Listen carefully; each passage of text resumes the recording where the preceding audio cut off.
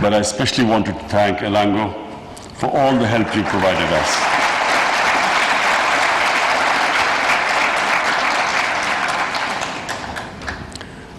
David, let me just give you a brief history of Pakistan, because Pakistan and I are almost the same age. So we started off really well. Pakistan in the 60s was considered one of the fastest growing countries in Asia. And a lot of countries came and tried to study Pakistan's model. What was the secret of our success? And the secret was that we had one of the best governance systems. Our bureaucracy was considered the best in Asia. And we had the government in the 60s, they decided that Pakistan needed to industrialize. So all incentives were given to industries. Hence, Pakistan rose very quickly. We had this one thing which we had, and when you have rapid development, is income inequality, inequality of income. So we had some very rich people, and majority people in the beginning did not really taste the fruits of that development. Unfortunately, rather than addressing this issue of income inequality, we started a program of socialism in the 80s, in the 70s, where this nationalization took place. And unfortunately, we lost our way.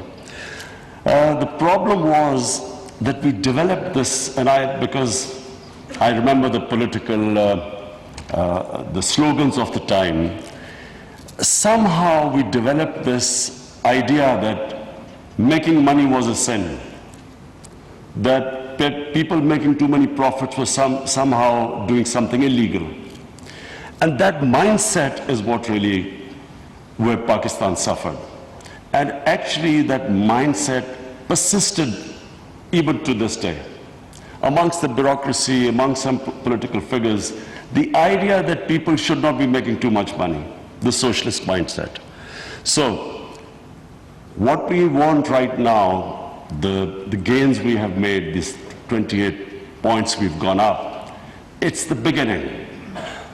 What we must start off with is a different mindset, that making money is not a sin, as long as you pay your taxes. Now that's the other problem, we don't pay our taxes. Maybe that's why people sort of resent people making money. But this new mindset in Pakistan is extremely important if we have to create wealth. Wealth creation is how we will get out of our current situation.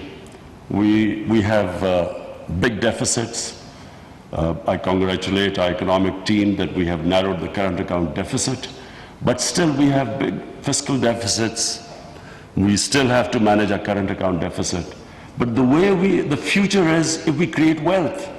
If we create wealth, which is, David, what you were talking about, once you create wealth, you create more, you collect more taxes, and then you spend that money on your human beings. That's how we saw China develop in the last 30 years. So this is the model for Pakistan. We want industrialization, we want wealth creation, and we want to lift people out of poverty. So a lot of things, David, which you said, is what we are trying to do right now. But the most ambitious program we have today is our Poverty Alleviation Program, ESAS. Pakistan has never spent so much money in our entire history on poverty alleviation as we are doing this time, despite having a very narrow fiscal space.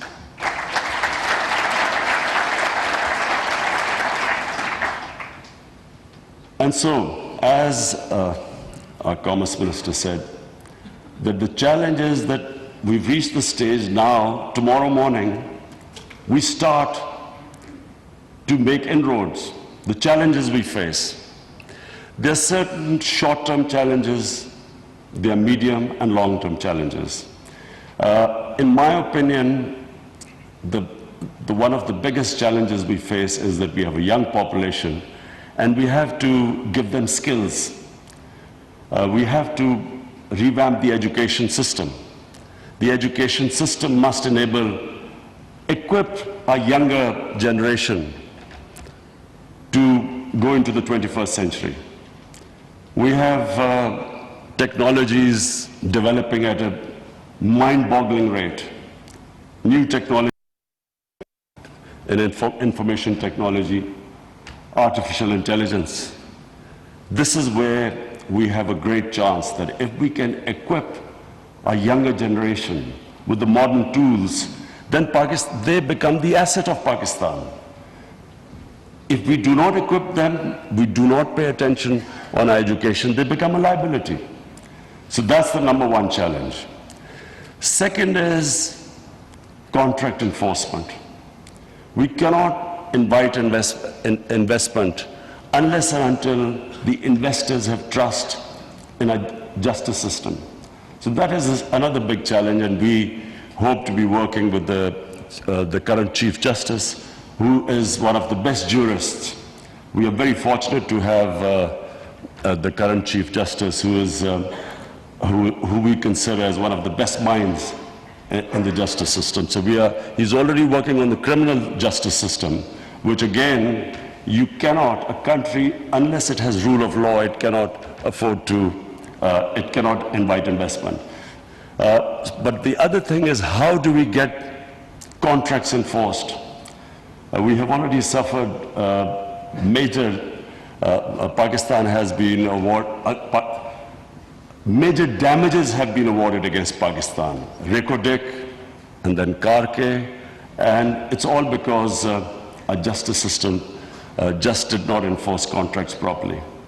But the other point, David, which we're talking about, we have to get our female population involved in nation building. So my government, and I'm proud to say that we have in the Asas program, we are especially paying attention to getting our women into the workforce. How can we value add to our women? How can we equip them with modern education? That's the third challenge we face. But I am proud to say today that we have a team. We finally have a team which knows where we are headed. We've got a roadmap. We know where we are headed. And again, I must thank Elango, because whenever we have any problems, Elango is there to help us. Whenever we have the roadbacks, we will come. David, finally, I want to again thank you for coming here, all your delegation, to celebrate this great achievement with us. And we hope to be in touch. We know we are already involved in a lot of other projects with the World Bank. We know that we are involving the World Bank in developing the infrastructure of Karachi, which is important because Karachi is our financial capital. And we need the sort of financing from World Bank to give Karachi water, the sewerage system, the transport system. So I want to really thank you, because I know you've been very supportive to us. Thank you very much. वज़ीर आज़म इमरान खान इस्लामाबाद में तकरीब से खिताब कर रहे थे, और इस मौके पर उन्होंने आज पेश आने वाले ट्रेन हादसे पर अफसोस का इजहार किया और कहा कि कीमती जानों के ज़िया पर उनको बेइंतहा अफसोस है। साथ साथ उन्होंने जांबाज़ अफराद के वर्सा से ताज़ियत का भी इजहार किया। But I especially want to thank Elango for all the help you provided us.